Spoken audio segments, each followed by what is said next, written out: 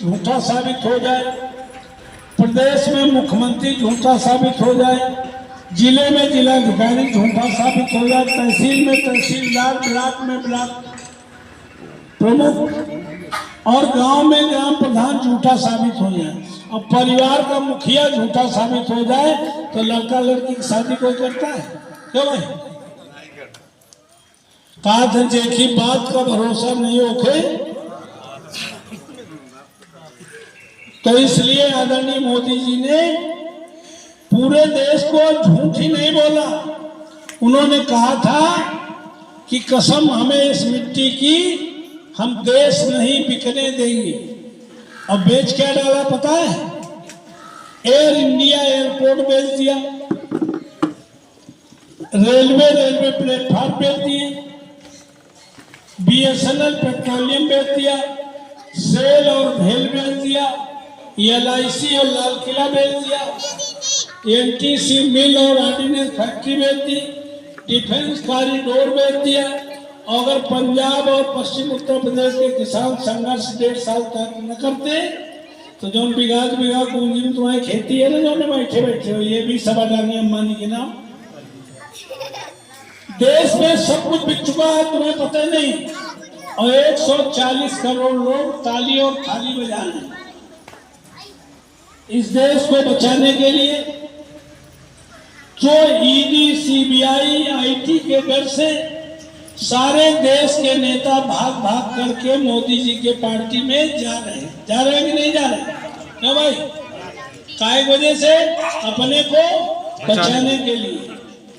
तो ये चुनाव ना तो डरने का चुनाव है, ना बटने का चुनाव है कि कुछ सपा में चले जाओ, कुछ BJP में चले जाओ, कुछ और जगह चले जाओ, हाथी में चले जाओ। ये चुनाव बटने का चुनाव नहीं है। ये चुनाव जाति, दल, धर्म, क्षेत्र से उठकर देश और देश के संविधान को बचाने का चुनाव है।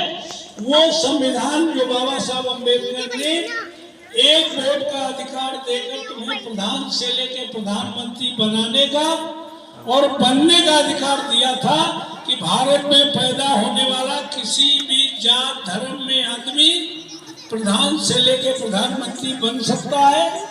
इतना बड़ा अधिकार धरती पर न द्वापर में, न त्रेता में, न सतयुग में किसी युग ने, किसी भगवान ने देने का काम नहीं किया जो बाबा साहब अम्बेडकर ने। वो संविधान को मोदी जी बदलना चाहते हैं, और वो क्या कहते हैं? अभी आज ही मोदी, उनका योगी का बयान है कि देश और सनातन को लाने के लिए चाहे सरकार कुर्बान करनी पड़े। सनातन का मतलब समझते हो क्या? सनातन में समूची नारी जात को, चाहे वो अगड़े की नारी हो, चाहे पिछड़े की नारी हो, चाहे दलित की नारी हो, समूची नारी समाज को पढ़ने का अधिकार नहीं था। समूचे बहुजन समाज को पढ़ने का अधिकार, ऐसा सनातन लाना चाहते हो तो हाथ ऊंचा कर पाए। क्यों भाई? जिस सनातन में समूचे बहुजन समाज और समूची नारी जात को पढ़ने का अधिकार न हो, ऐसा सनातन मोदी जी लाना चाहते हैं। ऐसा सनातन तो लोकतंत्र में नहीं, राजतंत्र में, तानाशाही में हो सकता है, बाकी जगह नहीं हो सकता।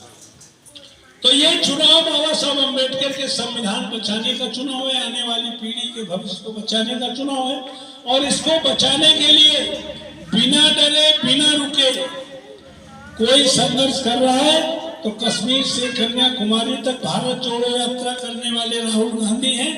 और उत्तर प्रदेश में इन सांप्रदायिक ताकतों को अगर कोई मुंह तोड़ जवाब देने लायक संगठन है और कोई नेता है तो उस नेता का नाम माननीय अखिलेश यादव है। उस पार्टी का नाम समाजवादी पार्टी। जिस दिन से इंडिया गठबंधन में माननीय अखिलेश यादव शामिल हुए, मोदी जी का सिंहासन हिलना शुरू हो गया है। उन्होंने हमारे नेता खिलाफ CBI जांच शुरू करा दी। तुम CBI जांच कराओ, ED से जांच कराओ, IT से जांच कराओ। राहुल गांधी, अखिलेश यादव, केजरीवाल नेता ये डरने वाले नेता नहीं है। ये 24 के चुनाव में तुम्हें गद्दी से उतार कर फिर से गुजरात भेजने से पहले आपसे निवेदन करने आए। बगल की सीट में बैकवर्ड की सभी बिरादरी, दलित की सभी बिरादरी ने वोट दिया है। कुर्मी बिरादरी ने बढ़ चढ़ कर वोट दिया है।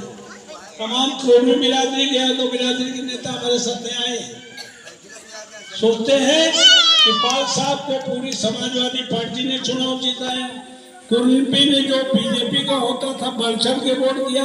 अब देखे चले पालों के पास ये जाते हैं, पाल लोग कितनी इनकी बात मानते हैं और समाजवादी पार्टी को वोट देते हैं कि नहीं देते। बजर हाथ ऊंचा करके बताओ कि क्यों भाई ओनो बच्ची ये इसीलिए ये आए हमारी चौकीदारी करने कि भाई पाल साहब को हमने जिताया है तो पाल बहुत ईमानदार कौम है। अगर वो 101 व्यवहार ले तो 1001 दे के हिम्मत। हमने नेताओं से कहा है सभी से कि अगर समाजवादी पार्टी में यादव बेस वोट है, मुस्लिम बेस वोट है और चूंकि कुर्मी बिरादरी के नरेश उत्तम पटेल लड़ रहे हैं तो 100% इसलिए वोट मिल रहा है। और अगर चौथी कोई बिरादरी 100% वोट देने वाली होगी तो ईमानदार कौम पाल समाज 100%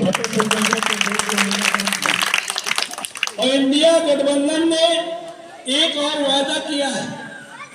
चूंकि आपको पता हो आपकी आय दोगुनी करने का वादा किया था मोदी जी ने, किसानों का एक पैसा माफ नहीं किया, लेकिन 20-22 पूंजीपतियों का 16 लाख करोड़ रुपया कर्जा माफ किया है। कितना? 16 लाख करोड़ रुपए। अगर कहीं दिन लिखो तो लिखना पाइए, एक आध जीरो भूलिए।